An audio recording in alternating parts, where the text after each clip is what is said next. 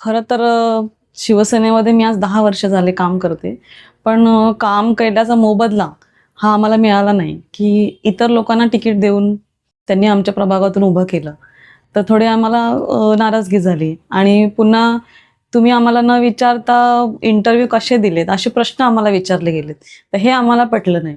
आणि आज मोदीजींना प्रेरित होऊन, मोदीजींचं काम बघून जी आज भारताची प्रगती सुरू आहे, त्यामुळे मी त्यांच्या कामाला प्रभावित होऊन आज भारतीय जनता पार्टीमध्ये प्रवेश करते. आज भारतीय जनता पक्षामध्ये समीर यशवंत म्हात्रे, उपशहर अधिकारी वडोळगाव, युवा नेता, तसेच सोनिया समीर म्हात्रे, शहर संघटक वडोळगाव महिला सेना यांनी आज भारतीय जनता पक्षामध्ये असंख्य महिला आणि पुरुषांसोबत कार्यकर्त्यांसमोर प्रवेश केलेला आहे. भारतीय जनता पक्षाने भारतीय जनता पक्ष आज यांचं स्वागत करतोय आणि एक यांना काम करण्याची संधी देणार आहे.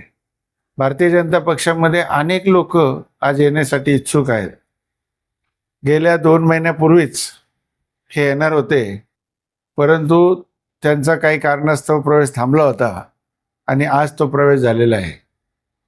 मी या सर्व कार्यकर्त्यांना शाश्वती देतो की भारतीय जनता पक्षामध्ये तुम्हाला सन्मानाची वागणूक मिळेल आणि तुम्हाला काम करण्याची संधी मिळेल, अशी मी त्यांना शाश्वती देतो आणि त्यांचं स्वागत करतो. निवडणूक तीच, फक्त तारीख नवी.